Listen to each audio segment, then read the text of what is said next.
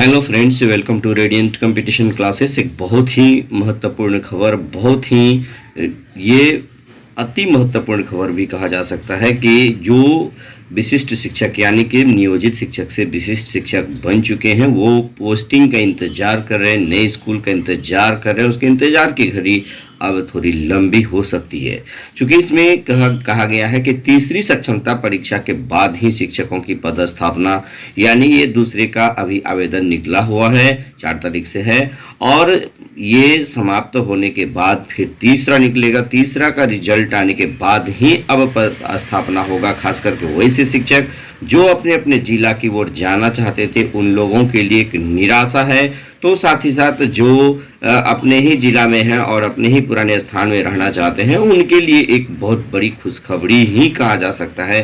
तो एक तरफ मायूसी है तो दूसरी तरफ खुशखबरी है दोस्तों। तो इसको चलिए देख लेते हैं पूरा।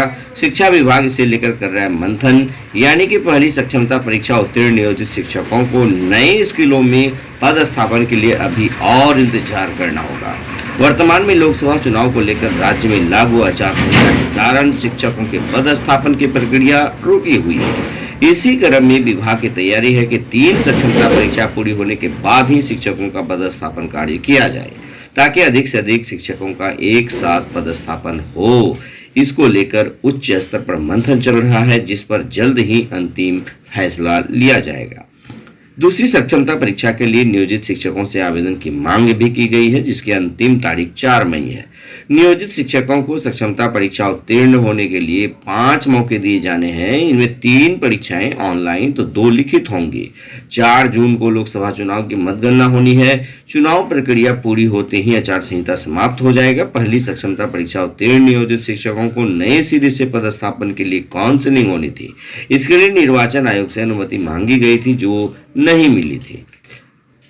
विभाग के पदाधिकारी बताते हैं कि 3 सक्षमता परीक्षा मिलाकर कुल जितने शिक्षक उत्तीर्ण होंगे, उनका काउंसलिंग कराकर नए स्कूल में पदस्थापित किया जाएगा। 3 सक्षमता परीक्षा के बाद स्कूल में पदस्थापन करने से अधिकतम शिक्षक इस दायरे में आएंगे।